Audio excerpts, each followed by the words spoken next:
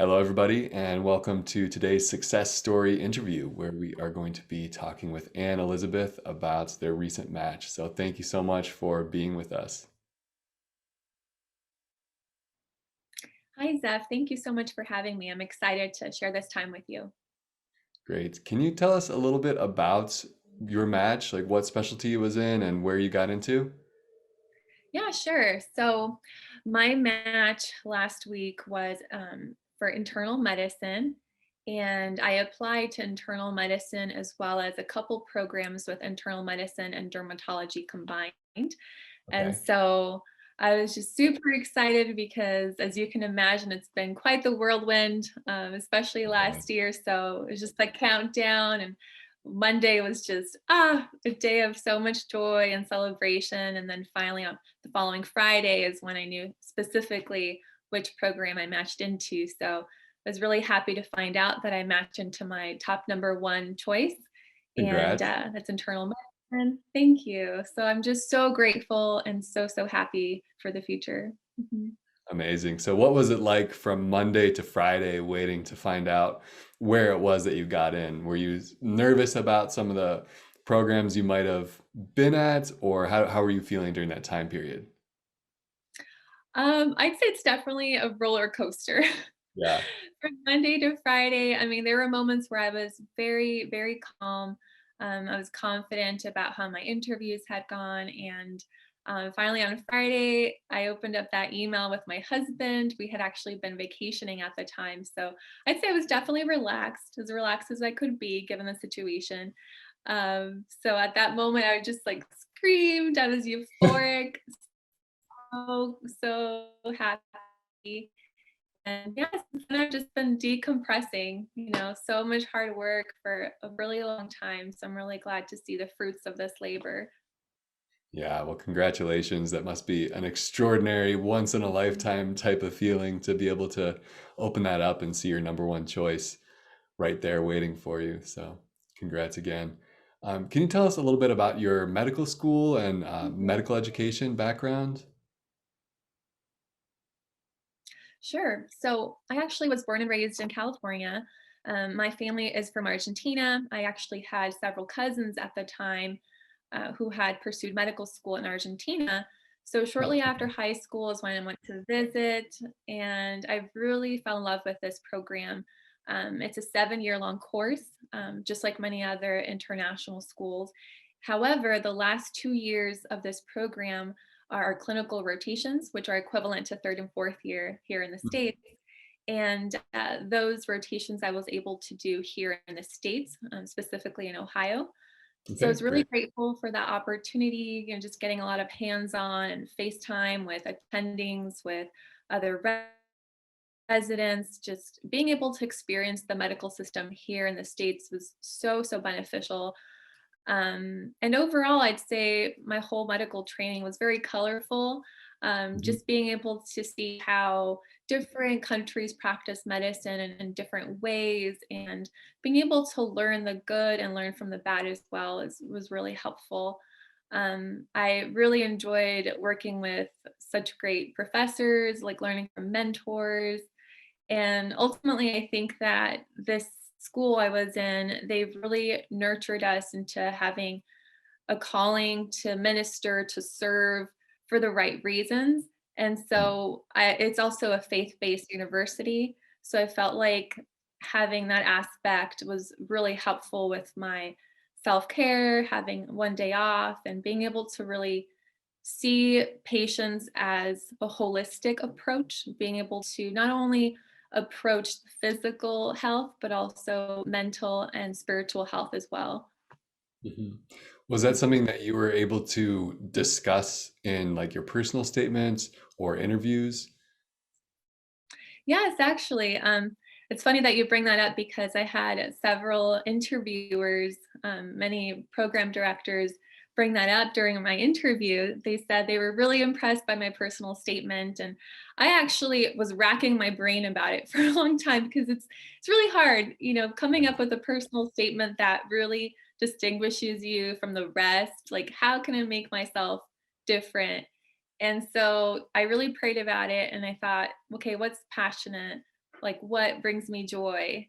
And I thought about my medical school, and for me, it was 1 day a week that I took off entirely.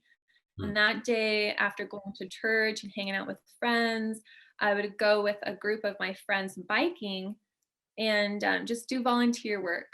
We would help out this local community that they were very impoverished. And so we had some people work with children, others work with health fairs, doing a lot of screening and just really helping the community and bringing them up. So that was just really, really great.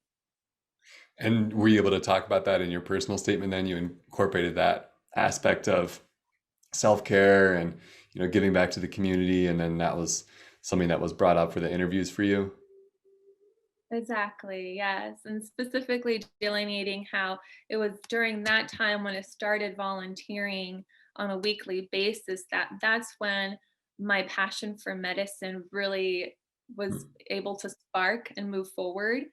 Because I think all of us in the medical field, at one point or another, sometimes we have doubts. Is this really my calling? Am I really cut out for this? Am I really willing to sacrifice all of this? And so finding what makes you move forward, what brings you joy in serving others, and I think is so imperative. So that for me was, 1 day a week volunteering and just getting outside of myself and seeing how Mm. many people are really in need. How can I help with the little that I have? And that's what really, like I said, sparked my medicine journey and helped me to really make it to the end. Hmm. How do you see that playing into your future career as a physician and even through residency? So I think it's really important for us as medical healthcare professionals to really, like I said, see the patient as an integral human being. We all have our strengths, our weaknesses. We all have a spiritual side, and it's so important when we approach the patient to see them in that wholesome way. And I think it's really important also to take under account lifestyle medicine. I think for me, regardless of what subspecialty I pursue, I think I really want to integrate lifestyle medicine. So Mhm. important, especially in this day and age with the pandemic, with so many unprecedented times. It's really important for us to practice self care and then be able to bring and really serve the community with healthcare and the best quality. So, So, in addition to, taking a day off every single week, which I think that fact alone could blow some people's minds that you're able to do that through medical school and really dedicate yourself to that space, which I think is really incredible. And going out, you said, for the bike rides and then serving the community. Did you have other forms of self-care that consistently got you to get through medical school and keep that centered feeling and being able to pursue your vision? oh, absolutely. So I think starting off with that 1 day a week, I know it sounds counterproductive, right? I know many medical students would just lose their mind just at the thought of 1 day off a week. But in reality, I think of it as an investment of your time, an investment of your energy. Because what happens when you take one full day off to do the things that you enjoy, you are filling yourself with energy, you are decompressing, you are really investing in your health. And so as long as you're doing things that really bring you joy and vitality. So, apart from 1 day off a week, I would highly recommend exercise. So many studies have proven that high intensity aerobic exercise is not only preventative, but also therapeutic for mild depression. And Mhm. so we see like huge high rates of depression amongst medical students. And Right. especially now with the pandemic and exclusive virtual classes. So I think more than ever it's really important to take care of our physical health through exercise, good nutrition. I think there's also a lot of misinformation about, sleepless nights, we have to pull all-nighters, and that's not true. Honestly, like I never pulled an all-nighter. Actually, it was because of my roommates and me, like, we worked as a team, and we Right. thought, "Okay, let's go to bed early and wake up early. So at the crack of dawn, usually like 5 or 6 a.m., we were up, like, or even earlier, depending if we had a test or not. So I say, defy what others tell you as normal, because in reality, we are wired to do kind of like to work with our biological clock. Early to rise is always best in my book. Right. Do you Yeah. have a favorite form of exercise that you like to pursue while you're in medical school? I'm sorry? Did you have a favorite form of exercise that you like to pursue while you're in medical school? Yeah, absolutely. I'd say it's biking. I'm a huge cyclist enthusiast, and occasionally would go out for runs, swimming. So like that, and essentially any hobby will do. I mean, for someone who prefers painting or listening to music or going on a walk, I think hobbies are really essential to keep us grounded and have more energy. Definitely. Mhm. So when it came to the actual application season, did you have any trepidations or doubts about your application or what to do when you were coming up on the application season itself? Yes, absolutely. I did have some doubts. Of course, this is all uncharted territory. I think every medical student or graduate who's applying has a lot of doubts and concerns. For me, I think it was really important to reach out to my mentors. I'm very fortunate to have my husband, who also is an international graduate. And so he sort of helps me navigate through this. And I can't tell you how many times I reread my application, probably a hundred Yeah. times. But yeah, I think it's really important to reach out to mentors, and have people review your application, be open to feedback, accept, constructive criticism. Um, so Was there one thing in your application that people were able to point out to you as needing improvement or that could benefit from being adjusted that you remember? um, So for me, I think it was adding more of my experience. There's a part where there's work experience as well as volunteer experience. Mhm. So I had quite a bit of both. And so I think I wasn't really sure how much volunteer experience to place or not, but ultimately, the more the better, because I think programs really do want to see applicants that are heavily involved in their community through volunteer work, whatever it may be. This is the time for us to really flaunt our trades, to be able to show, how passionate we are, not just about medicine, but about serving others in the community. Did you ever hit Mhm. any roadblocks or obstacles throughout either medical school or the application cycle? Oh, absolutely. Yeah. Yes. A couple of them actually. And I'd say the biggest challenge for me was actually in my second year of medical school. Like many other graduates, especially those that travel abroad to pursue their school, I was just kind of at a crossroads. I wasn't sure whether to continue doing medical school in Argentina or come back to the States. There were numerous factors, one being the culture shock. I was studying everything in Spanish. Hmm. I missed my home, my family, my friends. I wasn't doing too well academically either. And so, I had to make a decision. And ultimately, I feel that it was because of my mentors, my friends, many of who really pushed me to excel, believed in me. And because of all of that, I continued forward. It wasn't easy, but I'd say it was probably second, third year where I really had that switch in my mind. And I said, okay, whatever it takes, I'm not giving up. Hmm. And so I made a lot of changes. I made lifestyle modifications. I knew I had to sleep better, eat better, exercise, all these things. So it's just really great when we overcome challenges, and then in the future, we realize how much more empathetic we can become to our patients. So ultimately, knowing that no one's perfect, we all have areas where we need to improve on as professionals, as students. But I think, like I said, it's so important to be open to that feedback. And ultimately, every time I took a USMLE exam, I had a breakdown. Oh, no. Every time I took a practice test as well. But again, it's about not giving up. I can't stress that enough. And one of my favorite quotes that my husband actually kept repeating to me is the USMLEs are not a sprint. These tests are not sprints, these are marathons. And so we have to be realistic and take time to really prepare adequately, to really um, make sure that we take rest and we take breaks when needed, because otherwise we are risking burnout.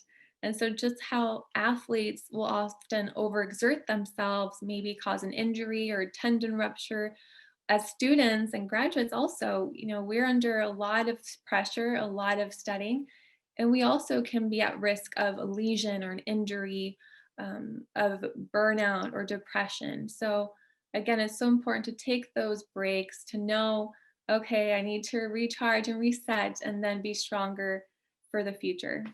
Mhm. Mhm. What was the most what was the most interesting questions that you got asked during the interview cycle itself? Did anything throw you off guard or take you for a surprise?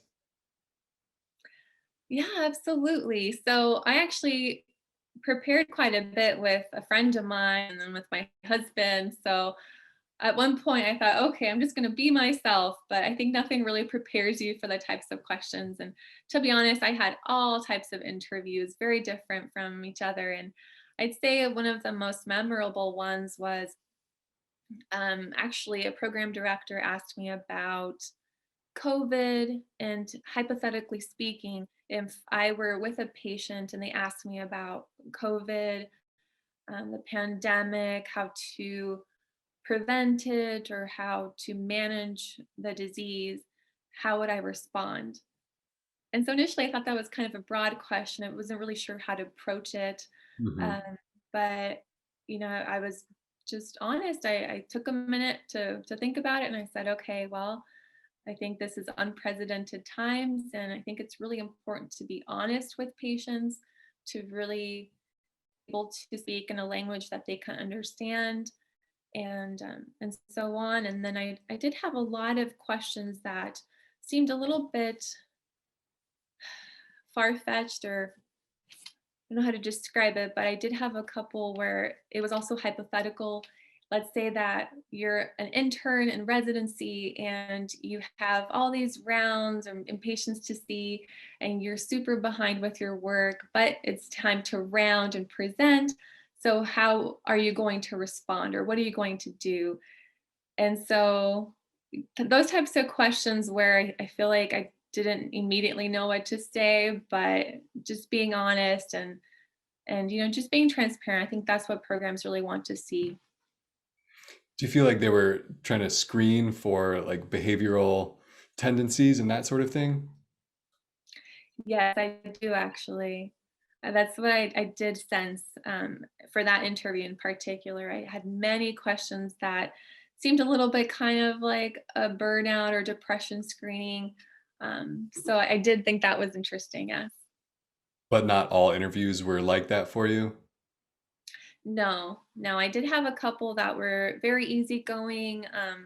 I had one that was about 5 to 10 minutes per director or resident, and then another which was like 30, 40 minutes per person. So it really did vary quite a bit. And yeah, I think that, programs are doing their best to navigate this time, and with virtual interviews it's just been very difficult, but overall I think everyone's been doing their best, and I'm just really grateful to have these experiences, and hopefully it can help others that will also have these experiences. Definitely. Do you have your top advice that you might give to somebody who's about to start the process or going into medical school for the first year? Absolutely. So I'd say to make sure that you have great mentors. Mm. I can't stress that enough. Mentors being professors, graduates, and also the friends. often you do become who you hang out with. And so I think it's so important to have great, dependable, accountable study buddies. And that for me made all the difference. Again, self care, so important to take some time off, whether it be half a day or a full day, to decompress and to really relax and find your why. What is that motivates you? What is it that really makes you excited and thinking about the future in medicine and your calling? So finding your purpose in medicine is so important. And yeah, and ultimately to have patience.